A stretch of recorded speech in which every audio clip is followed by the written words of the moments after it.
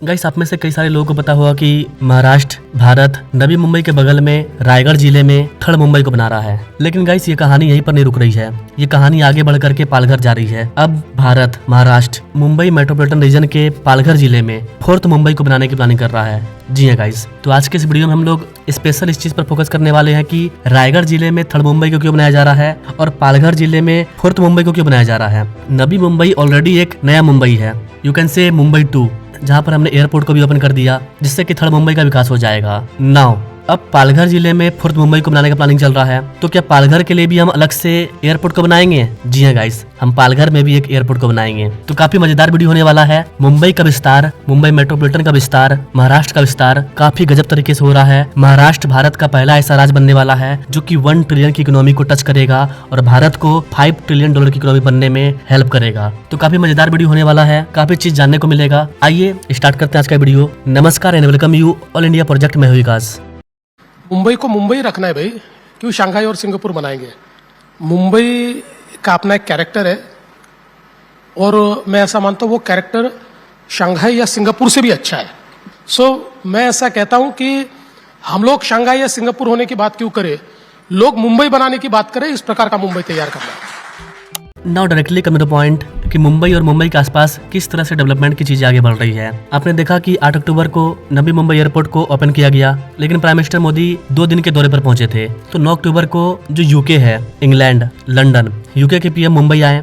भारत और यूके के बीच में एक फ्री ट्रेड डील हो चुका है। तो भारत के दौरे पर आए अब तक के सबसे बड़े व्यापारिक प्रतिनिधि मंडल के साथ महाराष्ट्र के मुख्यमंत्री देवेंद्र फडणवीस, उनका एक प्रोग्राम हुआ जहां पर देवेंद्र फडणवीस ने रायगढ़ जिले में थर्ड मुंबई और पालघर जिले में चौथी मुंबई को बनाने की घोषणा की। उन्होंने अपना प्लानिंग शेयर किया कि हम रायगढ़ में थर्ड मुंबई को बना रहे हैं और पालघर जिले में फोर्थ मुंबई को बनाएंगे। प्लानिंग क्या है, आइए अब इसको जानते हैं। यहाँ पर कैसे बता दें कि देवेंद्र फडणवीस मुंबई के ताजमहल पैलेस में यूनाइटेड किंगडम के शीर्ष सीईओ के साथ बातचीत कर रहे थे।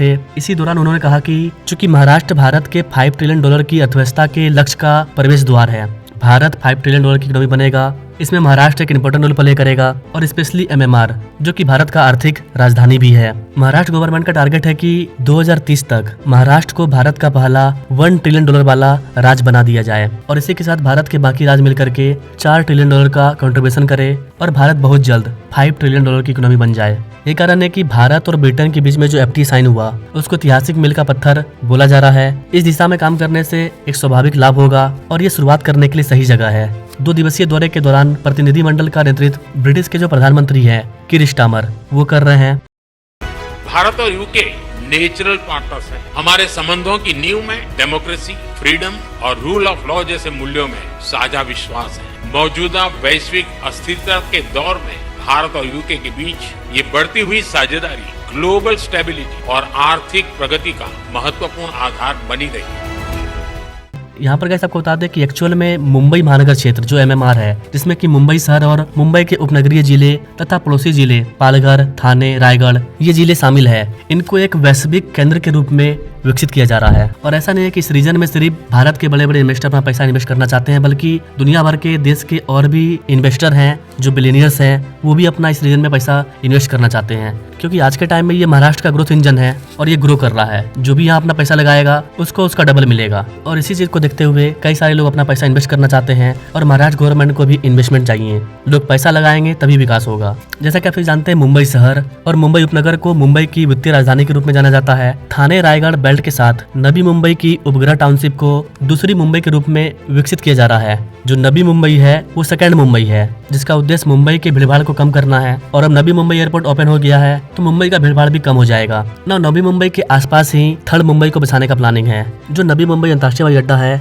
उसके आसपास एरो सिटी को भी बनाया जा रहा है। इस पर मैंने पहले ही अलग से वीडियो डाल दिया है। तो महाराष्ट्र के रायगढ़ जिले में नवी मुंबई हवाई अड्डा जो प्रभावित अधिसूचित क्षेत्र है, वहाँ पर थर्ड मुंबई को तैयार किया जा रहा है। और महाराष्ट्र गवर्नमेंट देवेंद्र फडणवीस चाहते हैं कि चौथा मुंबई पालघर जिले में बनाया जाए। इतना ही नहीं, पालघर जिले में भारत का सबसे बड़ा बंदरगाह भी बनाया जा रहा है। बंदरगाह और चौथी मुंबई के तैयार होते होते मुंबई मेट्रोपॉलिटन रीजन को एक और न्यू इंटरनेशनल एयरपोर्ट मिलेगा, जिसको कि पालघर जिले में बनाया जाएगा। इस पर मैंने कई सारे वीडियो अपलोड भी किया है कि मुंबई समुद्र में एयरपोर्ट क्यों बनाएगा। जी हाँ गाइस, ये जो एयरपोर्ट बनेगा ये काफी ज्यादा अलग एयरपोर्ट होगा। आप चाहे तो हमारे इन वीडियो को देख सकते हैं, इसका लिंक मैं डिस्क्रिप्शन बॉक्स में डाल दूंगा। तो देवेंद्र फडणवीस का कहना है कि हमने वित्तीय और बाजार, ऊर्जा और जलवायु परिवर्तन, विमानन और कनेक्टिविटी, डिजिटल और दूरसंचार, इन सभी बुनियादी ढांचे और शहरी विकास, उपभोक्ता और जीवन शैली, शिक्षा, स्वास्थ्य सेवा, इस तरह के विभिन्न क्षेत्रों पर हम काम कर रहे हैं। बेसिकली महाराष्ट्र के सीएम देवेंद्र फडणवीस जो वहाँ पर बड़े बड़े इन्वेस्टर आए थे, उनको ये बताने का प्रयास कर रहे थे कि हम मुंबई एमएमआर को किस तरह से आगे लेकर के जाएंगे और इसका पोटेंशियल क्या है। देवेंद्र फडणवीस का मानना है कि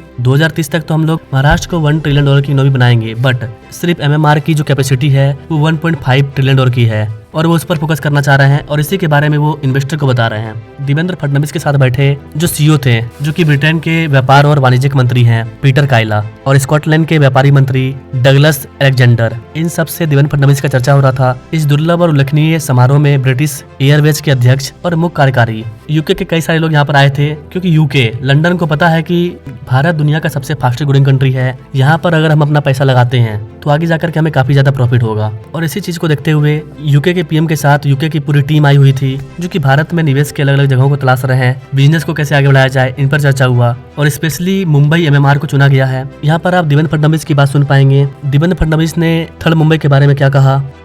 Entire new area is being created for business, and we all know that we have recently inaugurated the Atal Setu, 22-kilometer sea link, which joins Mumbai to New Mumbai, and we are creating a third Mumbai near New Mumbai, which is 3 times bigger than Mumbai, and which will be the next business capital of India. So I think there is huge opportunity to invest in Maharashtra, to conduct your business, and I would like to assure you that conducting business will be the most hassle-free activity in Maharashtra in days to come. तो third Mumbai का विकास नवी मुंबई की वजह से हो रहा है, Navi Mumbai international airport की वजह से हो रहा है। इसके अलावा नवी मुंबई थर्ड मुंबई को जो कनेक्टिविटी मिल रही है MTHL के माध्यम से, उल्वे कोस्टल रोड के माध्यम से, बांद्रा बर्री सी लिंक के माध्यम से, इसके वजह से जो आपका थर्ड मुंबई है वो मुंबई से भी अच्छे से कनेक्ट हो पाएगा। वही दूसरी ओर हम लोग बात करें जो फोर्थ मुंबई है, फोर्थ मुंबई का ग्रोथ इंजन कौन बनेगा, तो कैसे आपको बता दें कि फोर्थ मुंबई का जो ग्रोथ इंजन है वो बनेगा आपका वधावन पोर्ट, क्योंकि वधावन पोर्ट भारत का सबसे बड़ा पोर्ट होने वाला है, जहाँ पर दुनिया की बड़ी से बड़ी मदरशिप आसानी से यहाँ पर डॉकिंग कर पाएगी। जिस तरह से JNPT पोर्ट कई सालों से भारत को लाभ पहुंचाते आया है, ठीक वैसे ही पालघर रीजन में JNPT से 3 गुना बड़ा बनाया जा रहा है वधावन पोर्ट को।